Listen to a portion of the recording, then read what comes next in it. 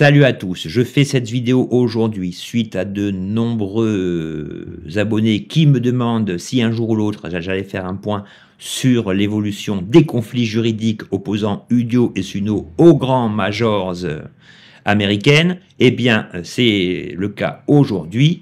Donc, la problématique, vous le savez, c'est que Suno et Udio sont accusés par les grands ténors des majors américaines, Universal, Sony, etc., d'avoir entraîné leur modèle sur des chansons existantes sans leur aval. Udio a déjà été condamné et pour connaître les évolutions liées à Suno, je vous invite à suivre la suite de cette vidéo. Donc pour simplifier les choses, en description, je vous offre un PDF qui mettra le doigt sur tous les détails liés à ces évolutions juridiques.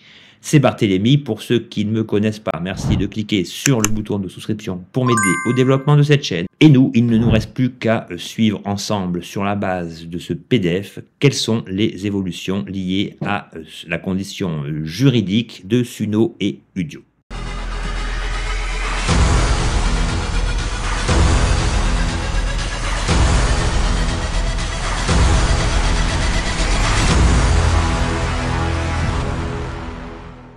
Pour rendre les choses intelligibles, on va essayer de voir les tenants et les aboutissants de la problématique via un PDF. Donc l'idée de base, c'est que Udio et Suno, vous le savez, donc, sont des startups qui sont spécialisées dans la génération d'IA. Et la problématique, c'est que ces deux IA, bon, comme d'autres, hein, il y en a encore plein, Mureka, etc. Eh bien, le problème, c'est que ces IA sont accusés d'avoir entraîné leur base de données sur des chansons existantes, ce qui n'a pas plu aux ténors mondiaux de la musique. Les actions de justice donc, ont été intentées, comme vous le voyez ici, par les titans, donc Universal, Sony, Warner, donc qui ont intenté des actions en justice contre Udio et Suno, les accusant des mots que je viens de vous exposer. Et la problématique centrale, c'est la suivante, c'est la violation présumée du droit d'auteur lors de l'entraînement des modèles d'IA sur des données disponibles sur l'internet ouvert. Ça veut dire simplement que l'équipe d'Udio et Suno, pour entraîner son modèle, a entré comme données des milliers de morceaux qui étaient disponibles partout, mais qui, dans l'absolu, sont régis et protégés par le droit d'auteur. Au niveau de Suno et Udio, ceux-ci, pour se défendre, prônent le fair use, c'est-à-dire l'utilisation équitable de la musique. Ils soutiennent que l'entraînement de leur modèle sur des données disponibles sur internet est comparable à l'apprentissage musical humain. Bon, c'est vrai qu'un chanteur, on ne va pas lui reprocher de s'être inspiré, de chansons, qui existent vraiment. Bon, donc ce qu'on reproche, à une société, on ne le reproche pas aux hommes, mais ça c'est des droits d'auteur, donc c'est normal. Et comme ligne de défense, donc Udio et Suno mettent en avant le fait que les, œuvres protégées ne sont pas imitées, mais elles sont plutôt basées sur, l'assimilation des patterns musicaux, c'est-à-dire, de la manière dont ont été conçus ces morceaux instrumentalement, au niveau de la structure et cetera. Et le fait, de se baser là-dessus, selon eux, ne serait pas, inéquitable par rapport, à la préexistence de ces morceaux dont ces 2 sociétés se sont inspirées. Du côté des sociétés, qui mettent en cause Suno et Udio, donc on a la fameuse RIAA, la Recording Industry Association of America, excusez mon anglais. Donc c'est, l'association principale qui régit donc les droits d'auteur, aux États-Unis. Et donc selon cet organisme, l'utilisation équitable est un mythe et pour eux, le fait d'avoir puisé comme source d'inspiration des données, présentes sur leur catalogue constitue une violation, en bonne et due forme donc de, leur catalogue. Ils considèrent, comme vous le voyez ici, que l'extraction de leur noyau dur et le reconditionnement pour concurrencer les originaux est illégal. Et pour les majors, l'utilisation de leur catalogue sans licence ni compensation représente une menace directe pour les revenus des artistes. Donc à ce niveau, on sent déjà le truc venir, l'utilisation de leur catalogue sans licence. C'est-à-dire que on se pose pas la question si c'est équitable ou pas par rapport à Suno et Udio. Moi, je suis pas là pour défendre Suno et Udio, je m'en fous.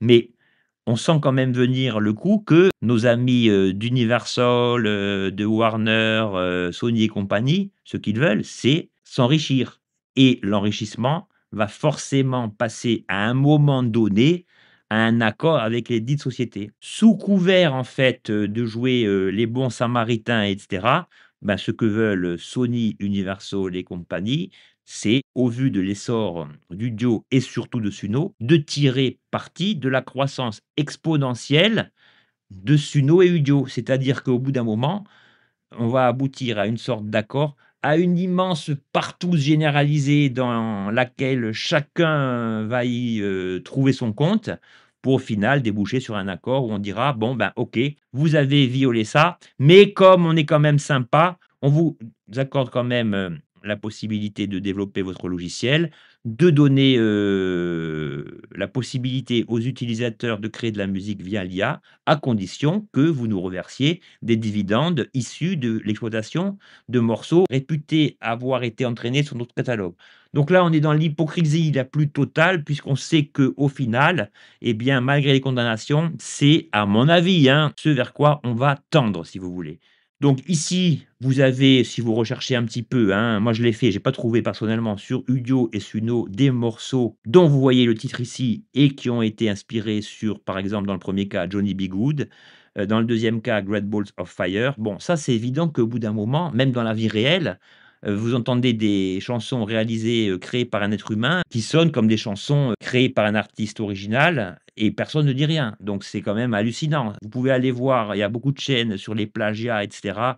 Les Led Zeppelin, les Radiohead, les Eagles, tous leurs plus gros tubes, ils les ont pompés à droite et à gauche et à moi, on va venir m'expliquer qu'il y a que l'IA qui est, à la cause de tout ça. Bon, ça c'est un autre problème, je ne m'avance pas plus loin. Donc là, pour toute œuvre créée par Udio, eh bien, Udio devrait payer 150 000 $ par œuvre réputée, comme ayant été basée sur un système existant et on vise en fait, par un biais juridique, à remettre en cause, si vous voulez, le type de modalités d'entraînement qui ont servi à ces modèles pour, créer de la musique, via l'IA.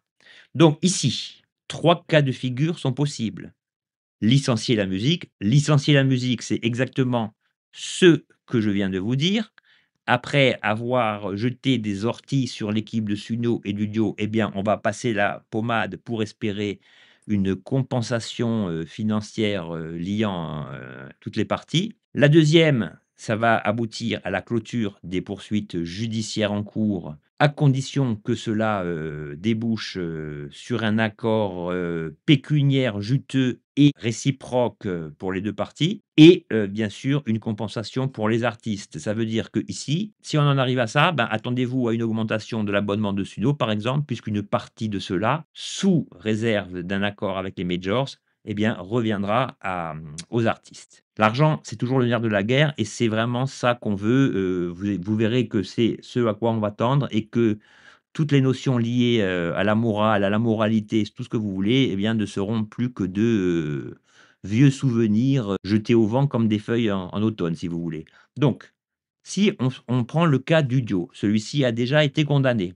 Donc comment s'est passée la condamnation? L'accord, ça a été de faire passer Udio, sous, licence. Donc là, on est en train, si vous voulez, de négocier, les miettes, enfin des grosses miettes, hein. Là, c'est plutôt des grosses, bonnes miches, que des miettes, que Udio et les majors vont se partager. Mais dans l'attente, ce qui s'est passé, c'est que pour renforcer cette, épée de Damoclès, toute relative selon moi, pesant sur Udio et Suno, eh bien, Udio n'a pas été, sommé de cesser ses activités, mais je vais vous montrer comment les majors ont mis un frein aux activités de Udio. Donc me voilà sur le site d'Udio. Alors moi, en toute confidence, sur certains aspects, je préfère de loin le son généré par Udio. Ce que je lui reproche, c'est que au niveau de ses mises à jour et tout, ben, c'est un logiciel qui stagne, qui n'a pas évolué par rapport à Suno qui devient tout puissant.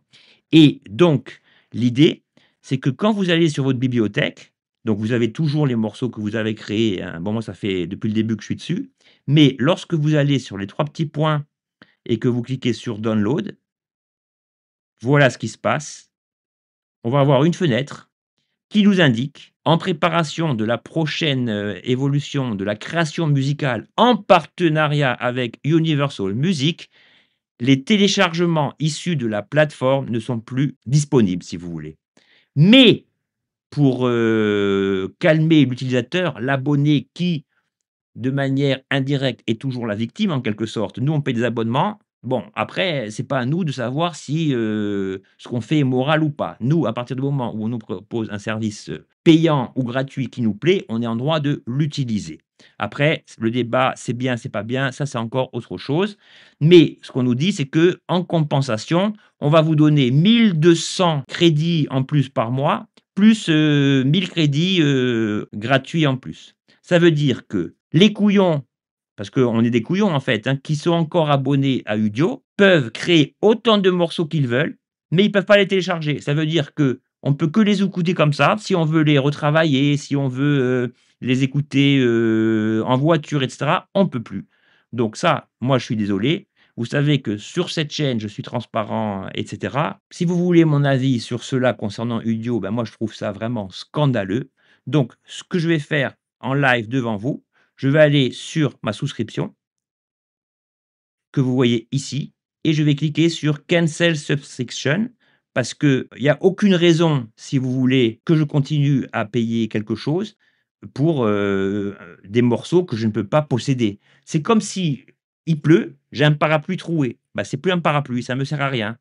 Si je vais au bar que je suis fatigué, que je veux un café, qu'on me sert un déca, et ben, c'est pas ce que j'ai demandé. Si j'ai un drone et que le mec me dise: «Il est super beau, mais il est interdit de le faire voler», bah, je vois pas pourquoi je vais avoir un drone qui ne me sert à rien. Donc ici, no longer need, next, next, confirm and cancel et moi je dis: «Bye bye Udio». Parce que je vois pas pourquoi je vais continuer à payer un service pour des gens qui nous prennent pour des jambons. Donc voilà, vous avez vu ce que je viens de faire. Mon abonnement à Udio est clair et définitif et malgré le fait que je fasse des formations sur Suno, que, je vende des guides et cetera, si Suno fait la même chose et ben, je n'aurai aucun regret à annuler, ma souscription parce que si j'achète quelque chose, c'est pour en tirer des fruits et si, j'ai un arbre sur lequel je ne peux pas cueillir des fruits et bien, je ne vois pas l'utilité que je peux en tirer. Pour en finir donc avec le cas Suno, 3 scénarios sont désormais possibles. L'accord de licence, donc ici, la probabilité le taux de probabilité est annoncé comme moyen, même si, à mon avis, c'est, l'hypothèse, la plus probable. Deuxième cas de figure, la fermeture. Suno pourrait être contraint de fermer ses opérations si les juges statuent contre elle dans les poursuites intentées par les majors, mais là, je vois pas l'intérêt des majors qui veulent toujours, devenir plus riches qu'elles ne le sont déjà et le 3e point, c'est, le fait que les litiges risquent de s'éterniser, qu'ils risquent de se complexifier dans le temps. Donc ça, j'y crois pas trop pour les raisons, évoquées. En plus, par rapport à Udio, ben, je vous l'ai dit, Suno devient de plus en plus puissant. Le fait d'avoir inclus le EQ, l'equalizer, dans son mode de fonctionnement, le fait se rapprocher le plus possible des logiciels des MAO. Donc sur ce point, bah, les majors, ils peuvent rien faire, hein. Ça, c'est encore, autre chose et lié au fait que Suno ne cesse d'investir, des millions, voire des milliards dans son mode de fonctionnement, dans son interface. On voit qu'il y a plein de collaborations, je crois avec des artistes trip-hop, le bassiste de, Dream Theater et cetera. Et ben, je pense que conscient de ça, c'est pas dans l'intérêt ni d'Universal, ni de Sony, ni de Warner de mettre fin aux activités de Suno. Et donc, dans une perspective plus globale, on en vient à ce que en fait, les majors souhaitent, c'est-à-dire avoir la main sur un écosystème qu'elles contrôlent elles-mêmes. Donc on en vient à une sorte d'écosystème contrôlé, dans lequel les majors, entendent, tenir les cordes de la bourse, si vous voulez et ce qu'on appelle une sorte d'innovation ouverte qui va mener, à mon avis, à la prise en compte du fair use, donc une utilisation équitable de ces IA génératrices de musique, à condition que, chacun y trouve son compte. Le compte, ici étant le compte bancaire de ces majors, qui, sous réserve de moralité, entendent bien garder, la main, si vous voulez, sur le marché mondial de la musique, que cette musique, ait été gérée, créée par un humain ou générée par une intelligence artificielle. Voilà où on en est. À mon avis, concernant Suno, faut pas, beaucoup s'inquiéter pour les raisons, que je viens de vous indiquer. Contrairement à Udio, qui n'a pas connu un taux, de croissance exponentielle comme Suno, eh bien, les majors se sont montrés beaucoup moins, laxistes pour l'instant que concernant le cas de Suno. Donc voici pour cette analyse à chaud du conflit opposant Suno, Udio aux différentes, majors.